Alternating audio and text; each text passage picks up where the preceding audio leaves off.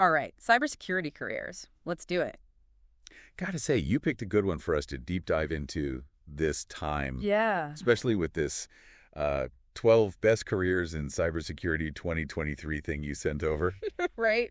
This is like the cheat sheet, right? If you want job security, look no further. Yeah, absolutely. And it's interesting because it's really a reflection of kind of like the world that we live in now, right? Totally. Like every time there's a data breach, Oh, yeah. it's on the news.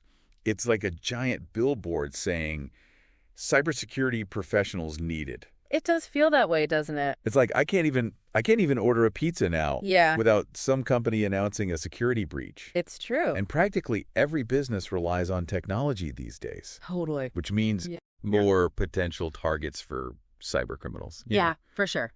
So, yeah, let's peel back the layers of this list and see what's really going on. I like it. So first up, we've got cloud security. And the document is really hitting this one hard. Right. Saying that a company with a cloud environment is almost non-existent at this point. Yeah, I mean, think about it, like Amazon with AWS, right? Microsoft with Azure. Google, GCP, like these are all cloud providers and their reach is just massive. Massive, yeah. And almost every business uses at least one of these services. True, for sure. Which means we need people who can keep that data safe. Yeah, it's almost like having like this, this massive digital warehouse, right? Where all your company secrets are. And you really don't want anyone like picking the lock on that thing. Absolutely. A cloud security specialist is essentially the security guard, the alarm system. Oh, wow. And the cybersecurity consultant all rolled into one.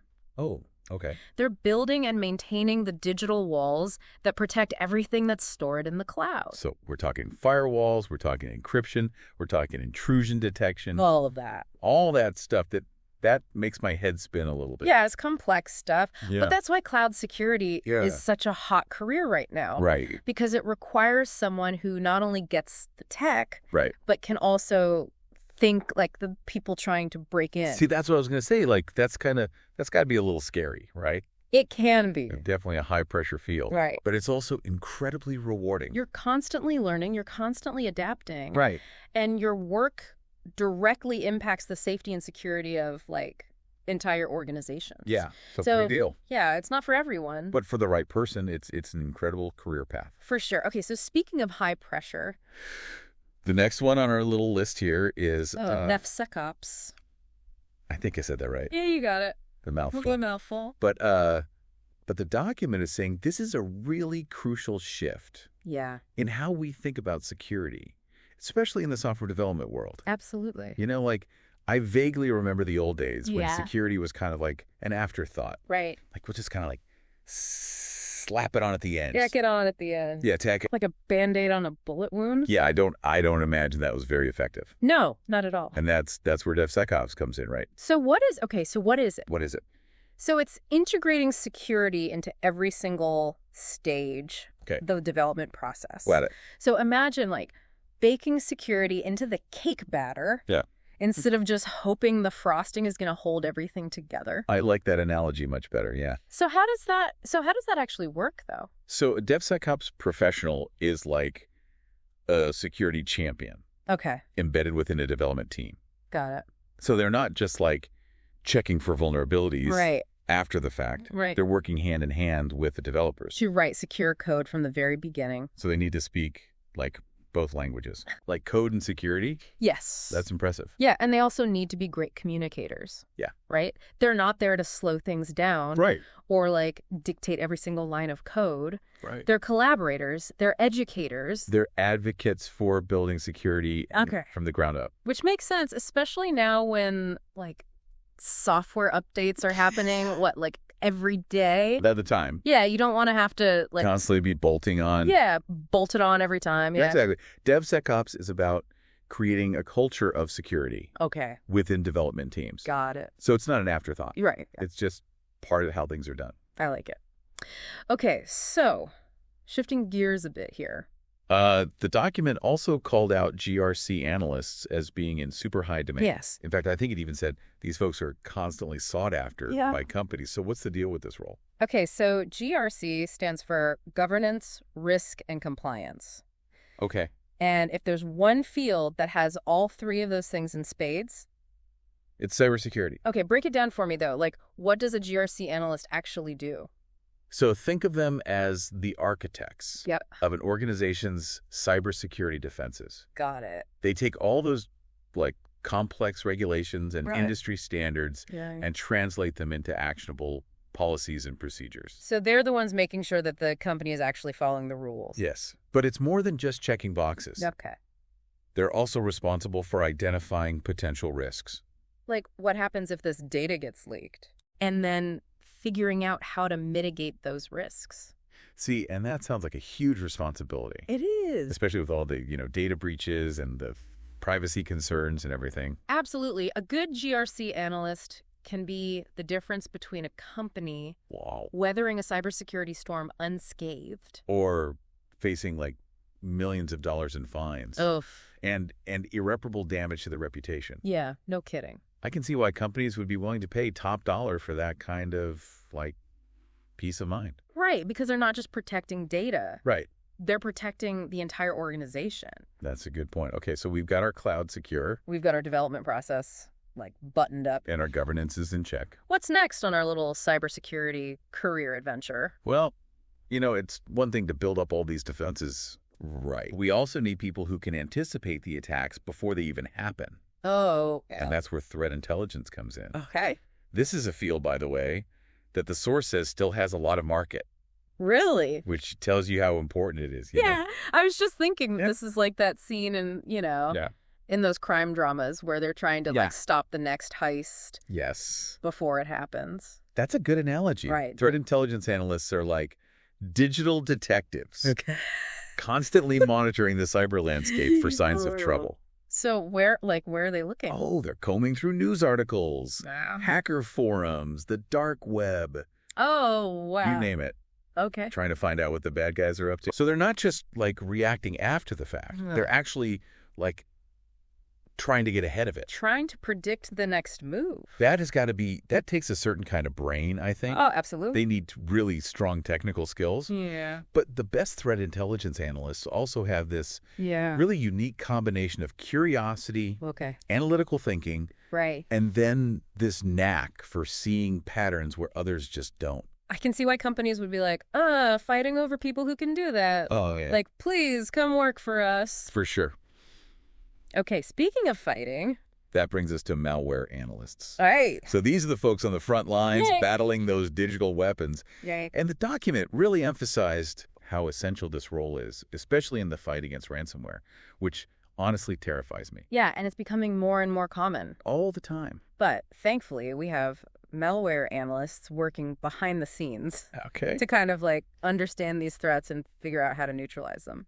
So paint me a picture, like what's a typical day for a malware analyst? So they're just like in a dark room surrounded by like computer screens. I mean, there's definitely a lot of screen time involved.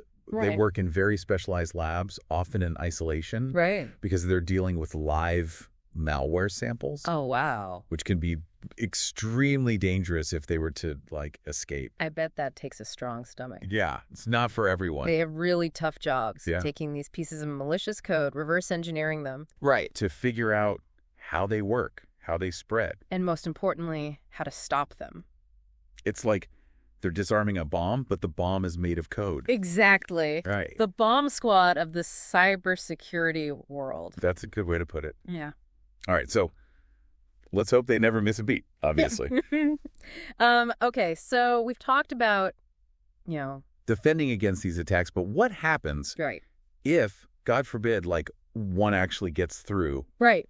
And the PDF uses this, like, very dramatic phrase. Talking about, like, the heart-stopping moments when despair takes over. Yeah, it can happen. So is that where incident response analysts come in? They're the first responders, yeah. Okay. So when that security breach happens, they're the ones who run toward the fire, not away from it. Got it. They work quickly to contain the damage, investigate what happened, and get things back up and running as safely and securely as possible. I can't imagine. I mean... That sounds stressful. It's a high-pressure situation. High pressure. Yeah. So what kind of person, like, thrives in that kind of environment? You need someone who is calm under pressure. Okay. a natural problem solver. Right. And able to think clearly and decisively. Even in the middle of a crisis. Yeah, because if I'm in a crisis, I'm like, oh. Yeah, exactly. Right. But not these guys. Not these guys. Not these guys. They're like ready to go. Ready. Yeah. And they probably also need to be like good at talking to people. Oh, absolutely. Because if everybody's freaking out. Yeah. And they're freaking out, that's no good. Communication is key in those situations. Sure. For sure. They're dealing with technical issues, but they're also dealing with people who are scared, confused, looking for answers. Right. Like, what happened? Exactly. What did he do? Yes. Somebody do something. Exactly. Okay, so we've talked about, like, the defending against the attacks, but what about proactively trying to find weaknesses? Yes. In our defenses? Before the bad guys do. Yes. This is where the red team comes into play. Okay, yeah. The ethical hackers, the good guys who break in to find the weaknesses. Right. Before the bad guys do. The document called it, like, adversary emulation. Yes, adversary emulation. Which I thought was, like, such a perfect way. It's a great way to describe it. To describe it, right? Yeah, because they're really putting themselves in the mindset of a real attacker. Right, which takes a lot of creativity, I bet. It does. They use a lot of the same tools and techniques as malicious hackers. Right. But with permission from the organization. Right. They simulate real-world attack scenarios. Okay. Looking for any possible way to breach the system. See, I'd be the company that's like, please don't break anything too badly. Yeah, there's always that element of risk. Right. But the goal is to identify those vulnerabilities so they can be fixed. Right. Before a real attacker can exploit them. Makes sense. Okay, so what about the human element to all this? Because, like, we can have all the fancy tech in the world. Yes.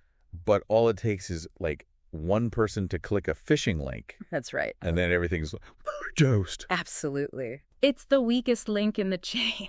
So the document really emphasized security awareness. Yes. But not just for, like, the tech team, but, like, for everyone. Everyone. As a company. You're absolutely right. We can have all the firewalls, all the intrusion detection systems. Right. Doesn't matter. Right. If someone clicks on a malicious link in an email, it can all be for nothing. Exactly. So how do you create a culture of security, though? That's a big... Right. Feels like herding cats sometimes. It can be, yeah, because you're trying to get everyone on the same page about online safety. Right. And that's where a security awareness professional comes in. Okay. They're the ones who educate users about cyber threats, promote safe online behaviors, right, and try to make security relatable and engaging for everyone, not just the techies. Because no one wants to sit through, like, another boring PowerPoint presentation on password security. Exactly. Been there, done that. Right. So the best security awareness programs are creative. Okay. They're interactive. Maybe even a little bit fun. Okay, now we're talking. Right. Think, like, real-world simulations. Oh. Interactive games. Maybe even some, like, friendly competition between departments. Okay. To see who can spot the phishing scams the fastest, you know? Now that, I could get behind that. Yeah, like... Make it a game. I like it. Exactly. Okay, so let's say we've got all that right. We've got our security awareness program up and running. We've got our red team, like, poking holes in our defenses. Yep. But we still need someone to be, like, the eyes and ears, right? Constantly monitoring for any kind of suspicious activity. Yes. That is the SOC analyst. Okay, yeah. The Security Operations Center analyst. Right. And the document mentioned this thing called SOCAS. Yes. Which, I don't know, it sounds very... like a little sci-fi. Yeah, a little sci-fi. Yeah, it does sound futuristic. But SOCAS, or Security Operations Center as a Service, is becoming increasingly common. Okay. And it's basically outsourcing your security monitoring and incident response to a specialized third-party provider. So kind of like you're hiring, like, the A-team of cybersecurity. Basically. To, like, have your back 24/7. Exactly. Got it. So it's a great option for companies that either... one, don't have the resources to build their own in-house SOC, or two, want access to, like, the most advanced security technology and expertise out there. Makes sense. Okay, so we've got all that in place. But even then, sometimes you just need someone with a very specific set of skills. Absolutely. To really, like, dig in deep and find those hidden vulnerabilities that maybe, you know... the cracks. Yeah, that the other stuff, like, missed, right? Yeah, and that's where penetration testers come in. Okay. They're kind of like the ethical hackers we talked about. Right. Except instead of just simulating an attack, They're actually trying to break into your systems. For real. With permission, hopefully. With permission, of course. Of course, yeah. But the document made an interesting point about this one. Saying that penetration testing, it's not going anywhere. It's never going to go away. It's never going away. It's never going to be a job that's like, oh, well, we don't need that anymore. Why is that? Why is that? Because at the end of the day, technology can only take us so far. Oh, okay. You still need that human element. You still need human intuition, creativity, problem-solving skills. So it's kind of like, it's like the difference between having like a robot chef. Yes. That can follow a recipe. Versus like an actual human chef that can like create like, like a masterpiece. A culinary masterpiece. Exactly. From scratch, right. Penetration testers need to be able to think outside the box, anticipate the unexpected, and find those vulnerabilities that automated tools might miss. Okay, that's a really good point. Okay. We've covered a ton of ground here. We've had I'm like securing the cloud to like, training employees. To be more security aware. Yes. But there's one more I want to touch on before we wrap up. Okay. Blockchain security. Yes. The source mentioned this as like this rapidly growing field. It is. And I'll be honest, I'm still a little fuzzy on like what that actually means. Okay, so as blockchain technology itself becomes more mainstream, the need to secure those systems becomes really important. Because it's not just about like protecting Bitcoin anymore. No. Right. Anything. Like we're talking supply chains, medical records. Anything built on a blockchain. Yeah. So a blockchain security specialist needs to understand the unique challenges of that technology. Right. Things like cryptography, distributed systems, the immutability of the blockchain itself. It's a lot. Yeah. And they might be developing secure smart contracts, auditing blockchain platforms. Securing cryptocurrency exchanges. So this is like highly, highly specialized. Really specialized. But the demand is there. Oh, yeah. Enormous. Oh, okay. Because it's like any new technology, as it becomes more prevalent, the security risks become more significant. Totally. Okay, so we've talked about all these different roles, but what about like the people who are leading the charge? Right, the leaders in the field. Yeah. So the document kind of highlighted cybersecurity heads. Okay. CISO. So these are like the folks at the very top. At the top, yeah. They've got like the big picture view. Big picture. Of the organization's like entire security posture. Absolutely. They're not just fighting individual fires. Right. They're developing the overall strategy. Okay. Aligning cybersecurity with business objectives, managing risks. Ensuring compliance. Yeah. Fostering that culture of security. See, and that's what I was going to say. Like, it seems like this role requires not just like the tech skills. Yes. But also like the leadership, the communication. The business acumen. Yeah. Because a lot of times these individuals are reporting directly to the CEO. Wow. Or the board of directors, Yeah, no, this is like serious stuff. It's a big deal. Big deal stuff. They are ultimately responsible Wow. for the organization's cybersecurity strategy. Okay. And their decisions can have a major impact on the company's success. Yeah. Or even its survival. Yeah. No kidding. Wow. It's amazing to me. Like how far cybersecurity has come. Right. It's not just an IT issue. No. This is like a mission critical. It is business critical. Business critical, yeah. Yeah. Function, it's like woven into the fabric. Absolutely. Of how organizations work. It's everything. It's everything. Yeah. Wow, this has been great. It has. So big takeaway here. If you're looking for like a career path that has like tons of opportunity. This is it. This is it. This is it. This is it. And this 12 best careers in cybersecurity 2023. You sent over, this is gold. It's a good one. It's a really good one. And remember, the author actually encourages you to reach out, to connect on LinkedIn for more info. I love that. Which I think is a great reminder that like learning never stops. Especially in this field. Especially in this field, right? It changes every day. So you got to stay on top of it. Yeah, you snooze. You'll lose in the cybersecurity world. Pretty much. All right. Well, on that note, I think we're going to wrap up this deep dive. Sounds good. Hope you found this insightful. Maybe even a little inspiring. And until next time, stay curious, stay secure, and keep on learning, everybody.